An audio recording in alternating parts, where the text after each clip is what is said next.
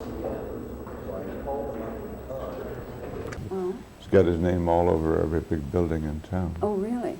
And And there's he's a no Peck, relative? there's an intersection of Peck Drive and Gregory Avenue in Beverly Hills, would you believe it?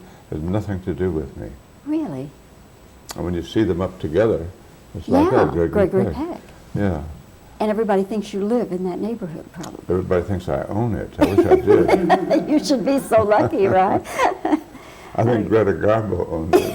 Of course. Okay, we're rolling, guys.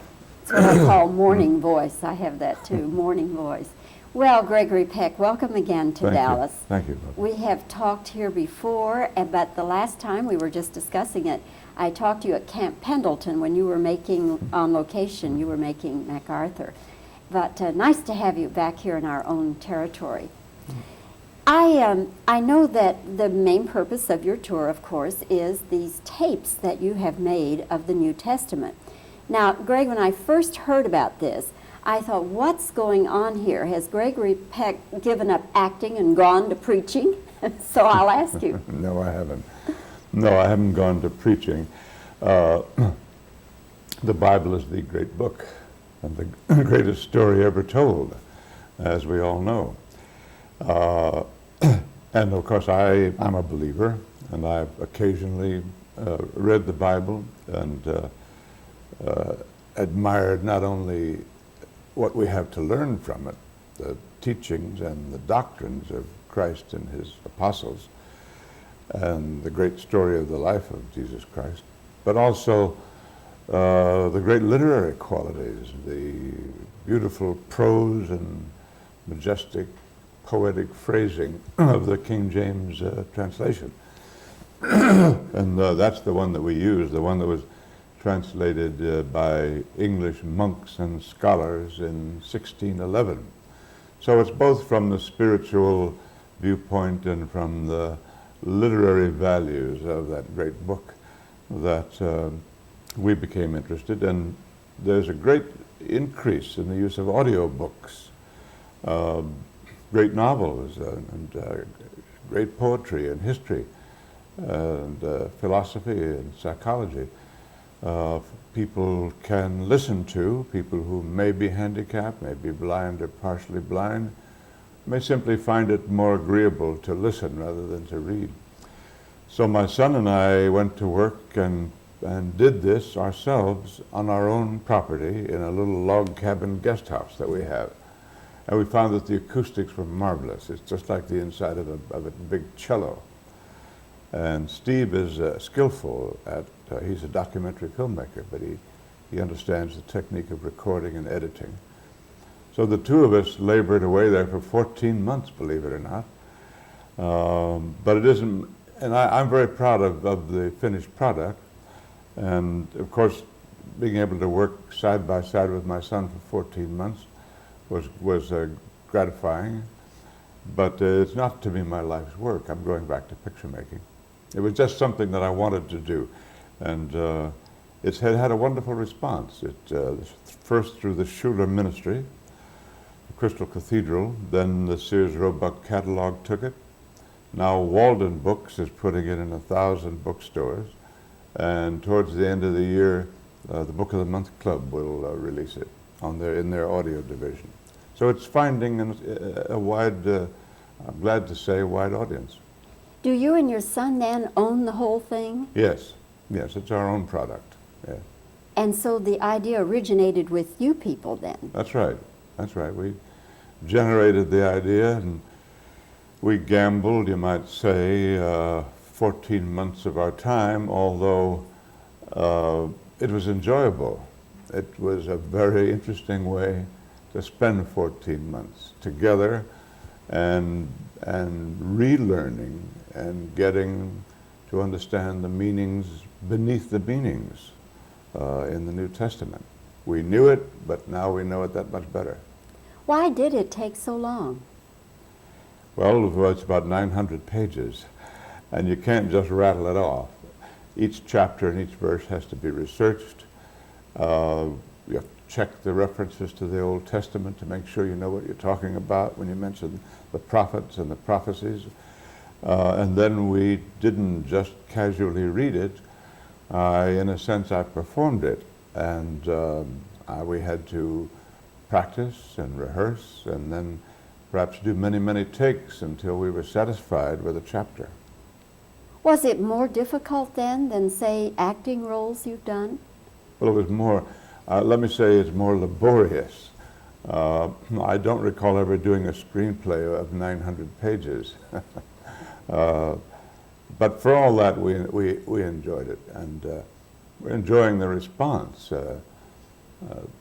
There's a little story that's absolutely a true story, that I was driving home from Palm Springs to LA a little while ago, and it's a 2-hour drive. My wife was driving, I was on the passenger side, and I looked out, and there was a big 18-wheel rig, stainless steel truck and trailer, and I saw a fellow about 8 feet above me, and he was looking down at me, and he said, "Hey, Greg," he said, "I've been listening to your New Testament tapes all the way across the country from Newark," and he went like this. And I said to my wife, "That's the best review that I ever got." It's true. You know, the wife and husband teams now are driving the rigs, and they go 24 hours a day with a place to sleep at the back. And they're listening to audio books, and they're listening to our version of the Bible. So you think then that there truly is a market over and above people who can't read themselves? Well, I think yes, it's proven to be so.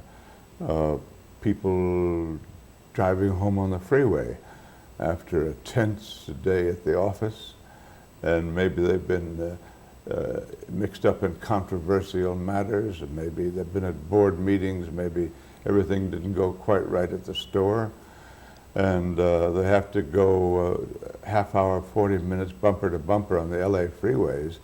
And a lot of them tell me it helps a lot to slip in one of my cassettes. They're in a better mood by the time they get home. When some friends of mine heard that you had these tapes, they said, "Who else would you rather hear read the Bible than Gregory Peck with that wonderful, rich voice?" Now my question, Greg, is, was this just a God-given thing? It just came with the color of your eyes and everything else, or did you actually work at developing such a wonderful voice? Well, if I have a wonderful voice, which doesn't sound so wonderful this morning, this is early in the morning, folks. It just was a gift. I didn't do much about it. I did, when I went to drama school in New York, practice diction, and my first directors in the theater used to yell at me from the top of the balcony in rehearsal. You know, up here they pay to hear every word you say, so you get in the habit of speaking clearly. But the sound of my voice was just there. Whatever it is, I can't take much credit for it. In 1962, you won an Academy Award for To Kill a Mockingbird. Now, the Academy Awards are coming up Monday night. I presume you will be there as a former president of the Motion Picture Academy. So, am I right? You will be there? Bobbie, I'm going to sit it out at home this year. In comfort, in front of the fireplace. We've already got the meal planned with half a dozen friends. I was so involved last year as a co-producer, and it's about a 4-month job, and it's just a contribution of your time that you make to the Academy. People say it's a kind of thankless job because nobody's ever completely happy with the Academy Awards. But I'm taking the year off. I'm going to stay right at home and watch it and enjoy it. What do you make of the Academy not giving a nomination to Steven Spielberg? I can't read the minds of the directors who made the nominations. You know that there are only 280 of them. And the qualifications for entry into the director's branch are that one must have directed 2 feature films. Now, the Screen Directors Guild, which is the union of directors, has over 2,000 members. A great many of them are production managers and assistant directors. So you can say that the 280 members of the Academy are the real article, the ones who really are the creative directors of films. It seems that they wanted to honor Kurosawa and chose him over Spielberg. But that's just my guess. I haven't discussed it with them. I don't think that there was any ill feeling or envy because of his success.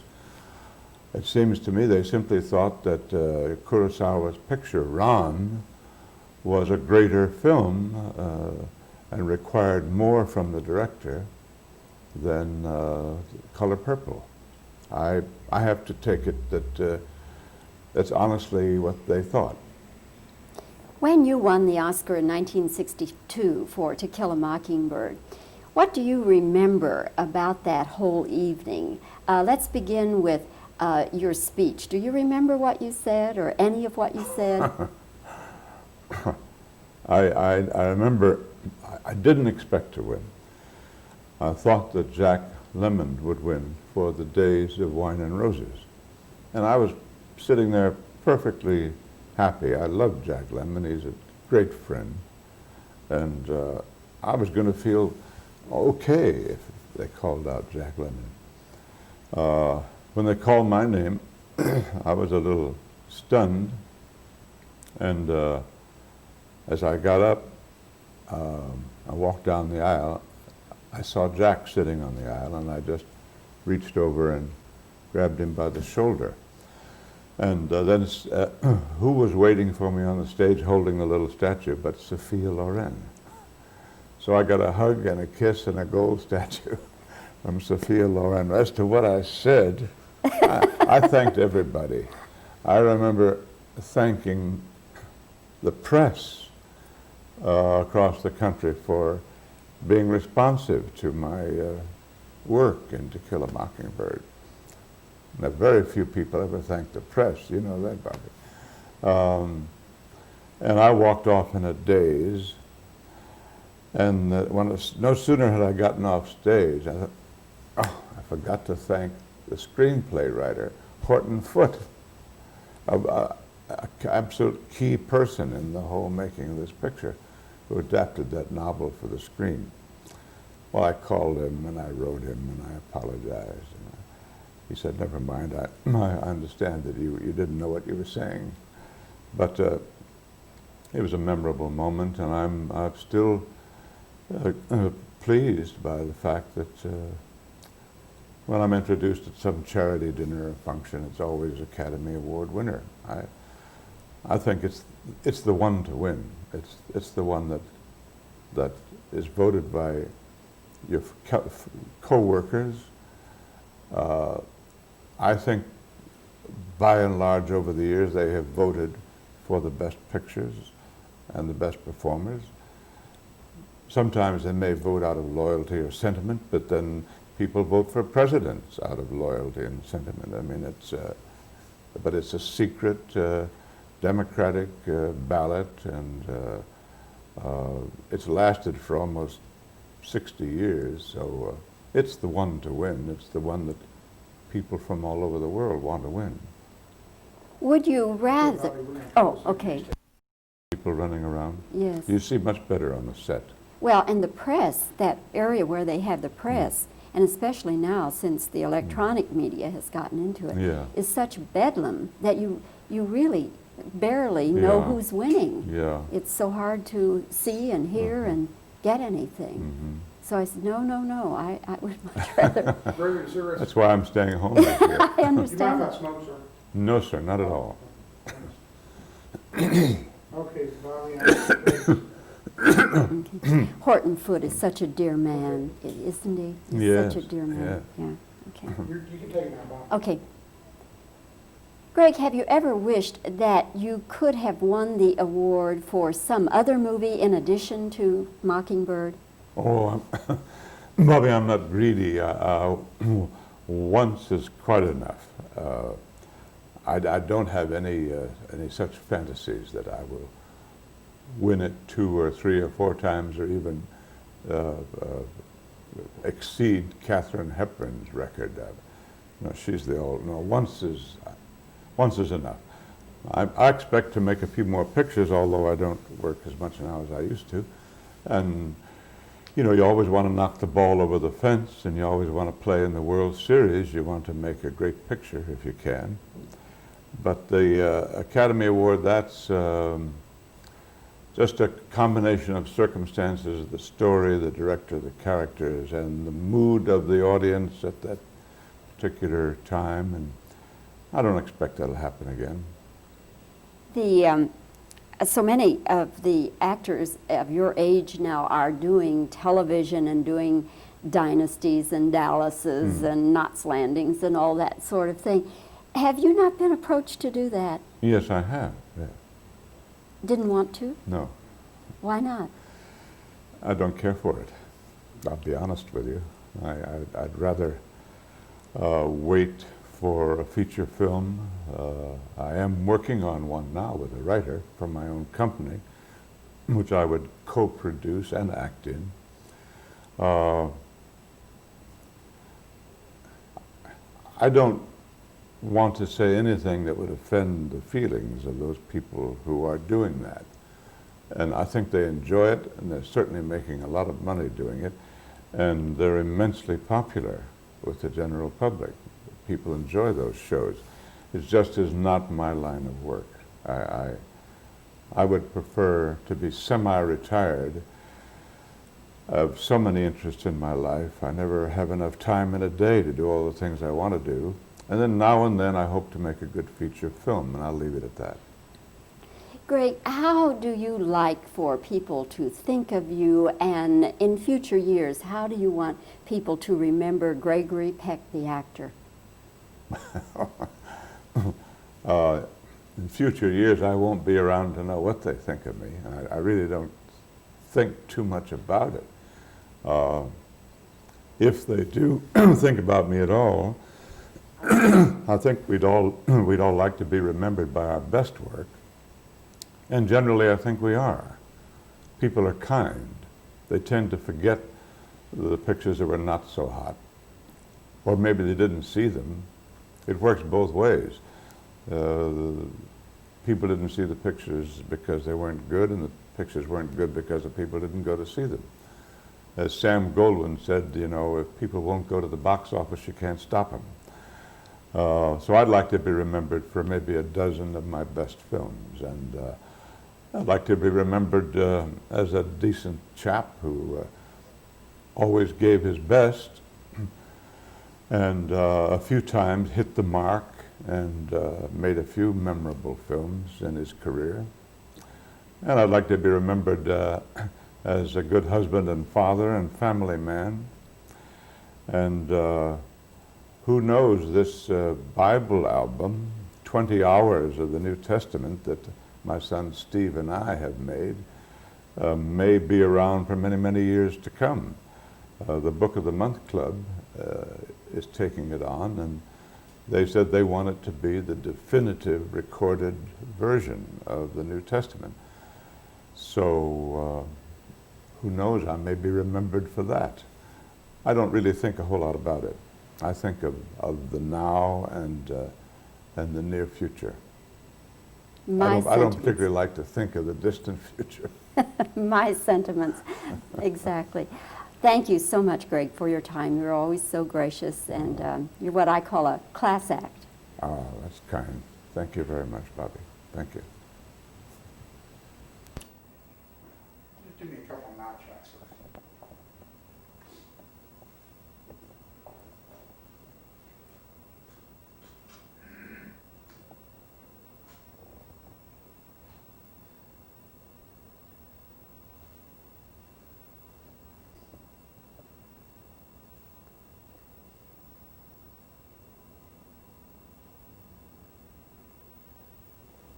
Okay, and I want to do first. All right. Okay. Greg, now have you given up acting and taken up preaching? Okay. Is this then Is this project then totally yours and your son's? What you saying, Stevens? Yeah, okay. Is this project then totally yours and your son Stephen's? This is on a more personal basis. Right, okay. Other than those who cannot read, who else might be wanting to read? Other than those who cannot read, who else might want to listen to these tapes?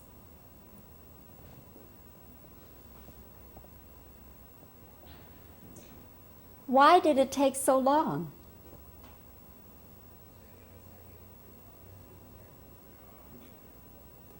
What kind of personal satisfaction did you get out of doing this?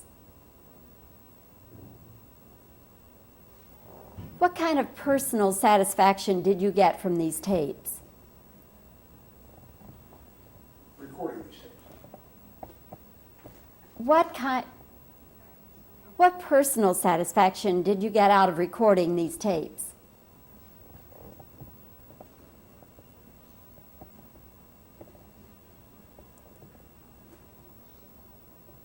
Reading the Bible, is that a piece of cake or did you have to work at it?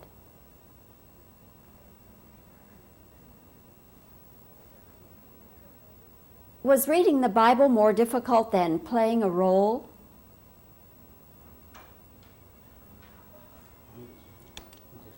Okay. Okay.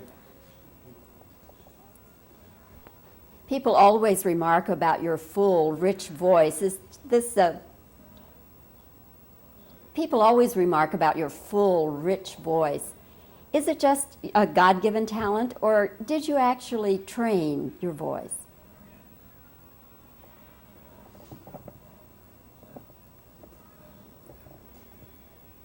What do you remember most about the night you won the Academy Award?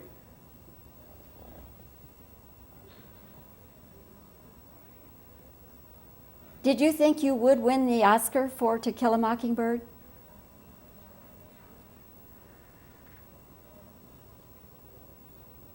What did you say? Do you remember anything of your speech that night?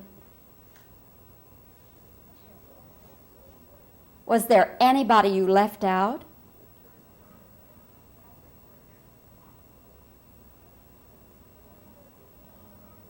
Have you wished that you could win for some other film you're especially proud of? Have you wished you could win an Oscar for some other film you're proud of?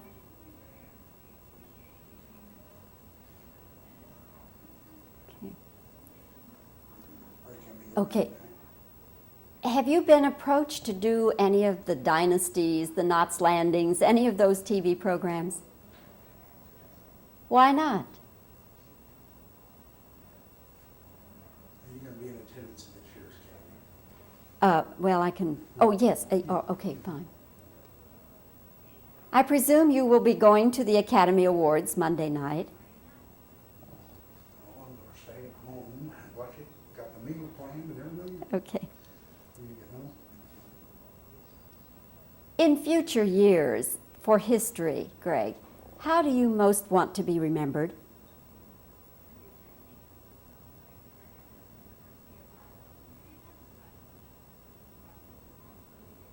Okay. Now, that's about got it, don't you think? Let me just do some more reactions. Okay.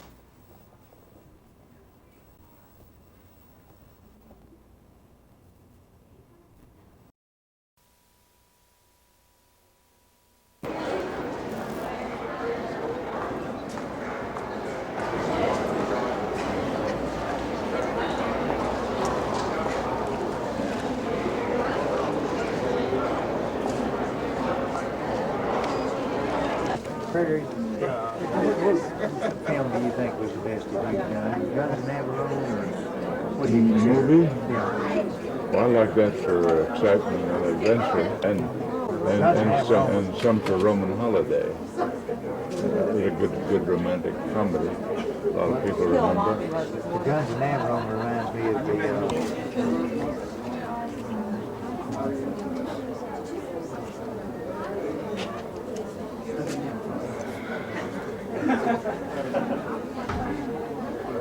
They sell shoes in Los Angeles. Hello. Mr. Peck. It's good. I'm Jody. How do you do? But Marjorie Manley. Thank you. What do you got there? Well, if you had signed this one, I would Connie. Just throw this. Her name is Connie. Connie, so, that's Well, the response is good. Is it? A lot of people are finding that not only do they enjoy it, but it clarifies. We tried to present it in such a way that it's easily understandable. Is this the complete, just going Complete from King beginning to James. end, not leaving out any? Not even a semicolon. That's wonderful. It's all there. When you read it like that, it's like, Oh, well, it's powerful, you know, it's powerful. like a lot Not the lessons, the doctrines, the teachings, the great story of the life of Christ. And then it's all in such magnificent language, you know. That's the version that I like best, the original King James. Well, I really think there's power in it when you read it through like that. Oh, there is Picking indeed. at it like sometimes I do. Anyway, thank you Okay. very much. My best to Brian. Okay, all right. Hello.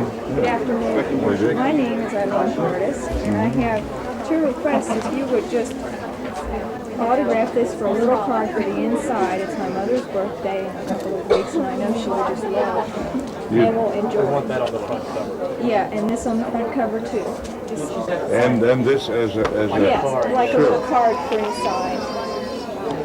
Now you've already written happy birthday. Yes. You want me to write it too? Got a plane in it. Oh, that would be nice. Paper we've got.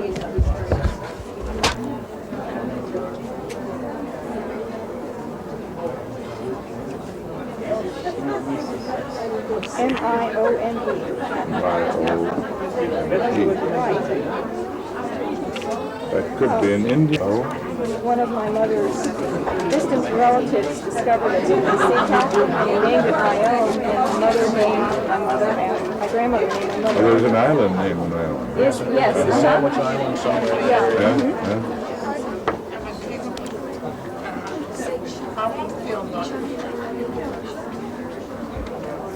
These pens are temperamental. Dry out. How long did it take you to complete this? Worked about 14 months on it. 14 months? Basically every day or on a regular basis? Every day while we were both in town. I see. 20 hours. You have There such we a are. beautiful voice. Well, I guess that was just a lucky break, a gift. Give her my phone to God. Thank you, Mr. Peck. Okay, right. Hi, Mr. Peck. Hello there. My name's Keith Hall. Hello there. Pleasure to meet you. I appreciate you coming out and taking time to do this for people like me. Ryan is my son's name. He's 9 months old. 9 months. 9 months.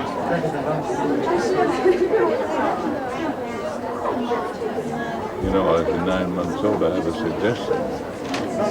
Put on a cassette and put him to sleep. That's, I think he'll learn it that way. If it puts him to sleep, it's good.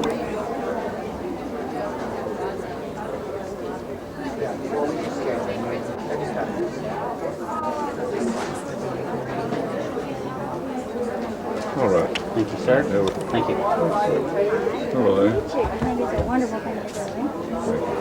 I don't know what I want you to say. Well, that's you, is I it? just taped two of your movies last week, and that's something. Did you? Well, what were they? Well, Duel and Two rousers, huh? saw you on Dr. Shu a few weeks ago. Really appreciate you coming to us. It's all in.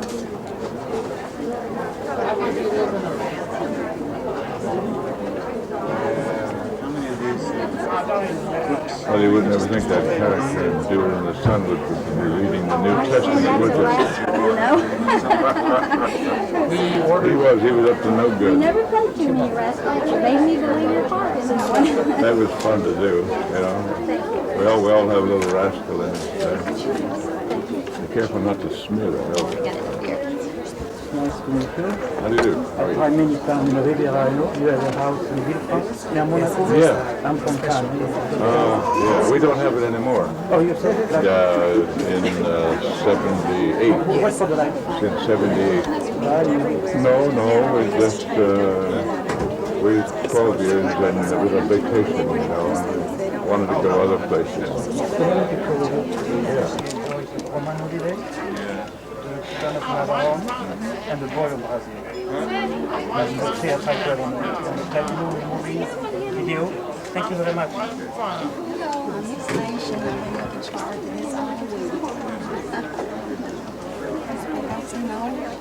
Maybe you'll get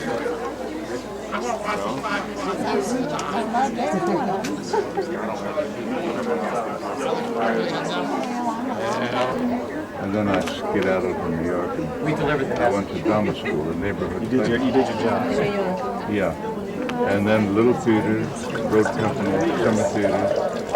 And in about 5 years I landed on Broadway. And then finally back out to the movies. But the theater is the place. I got accepted to series. I think they have a good drama department there. I've always been a fan of remember in high school, we watched your film called Mockingbird because they were really good. And I remember how great we really have that to start. So when do you start at Syracuse? Well, I'll be a junior. I'm interested in I've done shows. I've heard they have a good drama department. That's the best thing to do. Get on the stage wherever you are. In that community, in your school. She's done things with college and I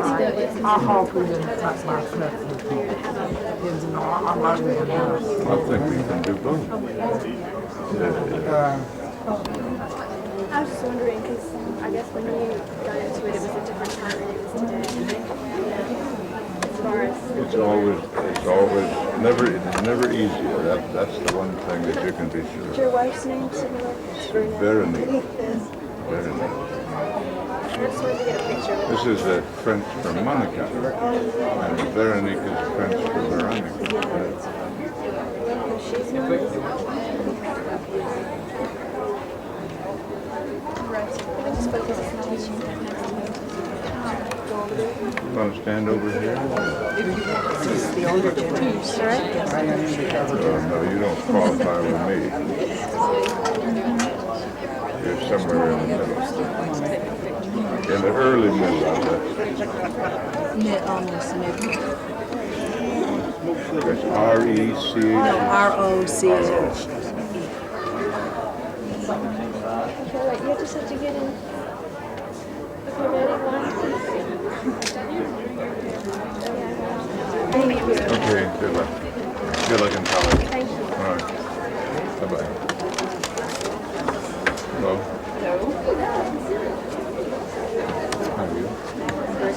Are you Ursel? Ursel, you pronounced it right and everything. I'm always so afraid. Is that a family name? Yeah, well, no, not a family name. It's a friend of the family. I'm told that's a creature. Thank you so There we are, my dear Ursel.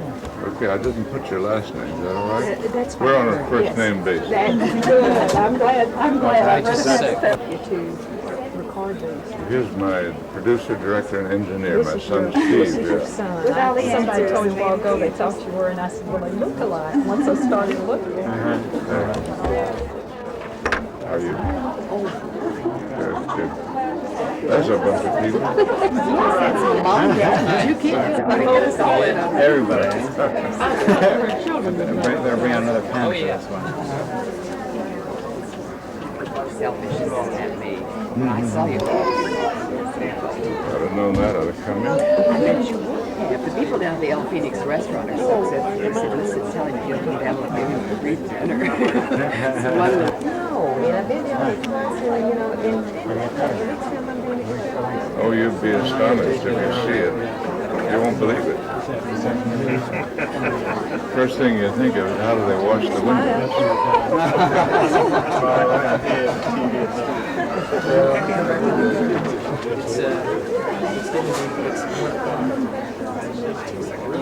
Do you go there very often? Yeah, it's 40 miles from where I live, and the freeway traffic makes it seem like 400.